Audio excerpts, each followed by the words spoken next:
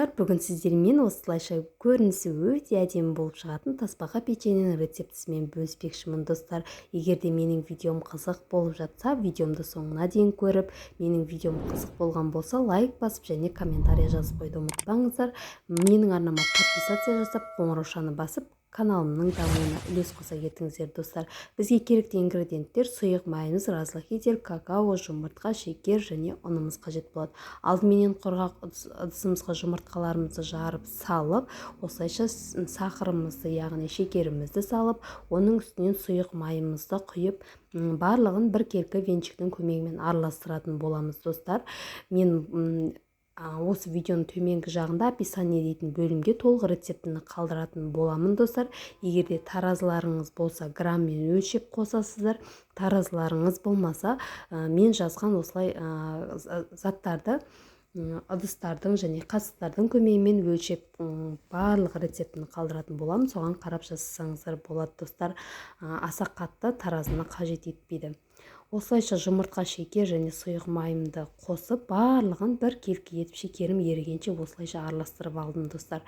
Енді електен өткізілген ұнымыздың үстінен разрехителімізді салып, ұнымызды бір-екі бөліктерге бөліп, осылайша қасықтың көмегімен өлшеп салсаңыздар болады достар. Қасықтың көмегімен где-то 13-14 қасық ұн салсаңыздар жеткілікті достар. Сонымен жақсылап венчикпен араластырып, сосын қолмен жақсылап осылай қамыр илеп алатын боламыз достар. Осы қамырымызды бөліктерге бөліп алатын боламыз. Қамырымыздың жартысынан сәл көптеуін какао қосып, зубала қылып илейтін боламыз. Бір бөлігіне қоспайтын боламыз достар. Осы какао қосып, міне бір бөлігіне какао қосып елеп алдым және бір бөлігін осылайша қойдым достар. Барлық осы какао қосылмаған қамырымды кішкене ғана дөңгелектерге бөліп алдым және какао қосылған қамырымды осылайша пышақтың көмегімен бөліп алдым достар. Мен сіздерге жаймен көрсететін боламын. Міне осылайша какао қосылмаған кішкене ғана дөңгелек печеньелерімізді осылайша листімізге қойып шығатын боламыз достар. Пісіріп жатқан кезде осылай листтің астына міндетті түрде пергамент қағазын төсеп қойыңыздар. Себебі печеньем жабыспай өте әдемі болып шығады. Міне достар, осылайша астына 5 зубала кішкене қамыр жасап аласыздар және үстінен какаодан жасалған қамырымызды кішкене ғана жайып, қолымыздың көмегімен дөңгелек етіп алып және үстіне осылай қойып, кішкене какао қосылған қамырымыздан осылайша тасбақамыздың көзін жасап аласыздар. Барлық печеньелерді достар осылайша жасап аласыздар.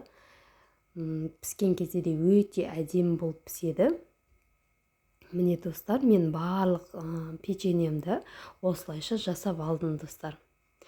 Және 15 минут аралығында піседі. Қызып тұрған пешімізге салып 15 минутта 200 градуста пісіріп алатын боламыз достар. Міне менің печеньелерім өте ісініп, әдемі болып шықты достар. Барлық жері піскен, өте дәмді. Балаларыңызға жасап берсеңіздер өте ұнайтыны сөзсіз достар.